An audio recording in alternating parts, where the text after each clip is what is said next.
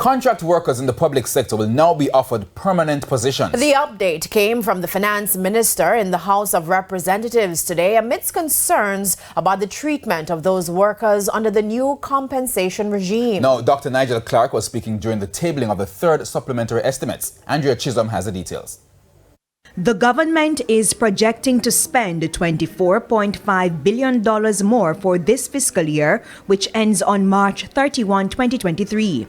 It will push the national budget to $998.2 billion. The majority of the projected increase, $23.7 billion, will go towards the new public sector compensation program, including adjustments to the initial compensation restructure proposal following discussions with unions and bargaining groups, provision of a higher percentage of the third-year target in year one, and the impact of overtime hours not accounted for in the estimate.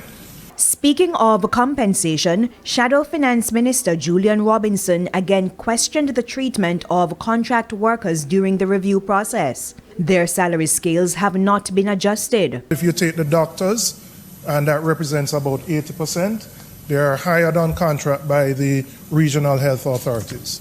They work alongside a colleague who may be permanent, doing exactly the same thing, but they are being treated in a differential manner. Dr. Clark said following a meeting with representatives, the health and finance ministries will address issues raised by doctors. He also outlined the policy decision going forward on how some contract workers will be treated. Where we have an egregious problem in the public service that has been built up over decades are hard-working Jamaicans who are in evergreen contract employment that keeps on being renewed and they're not made permanent.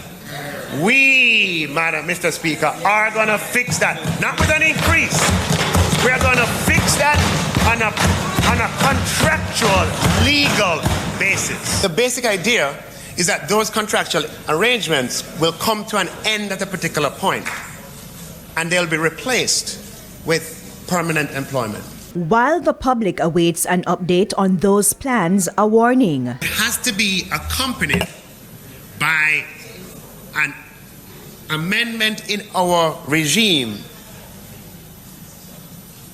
that allows for sanctions to be levied against persons who employ people in the public service who commit taxpayer dollars without the requisite approvals and not in accordance with Jamaica's laws and regulations. The additional expenditure will be funded through a projected increase in tax revenues, which should go up by $28 billion. Andrea Chisholm, TVJ News.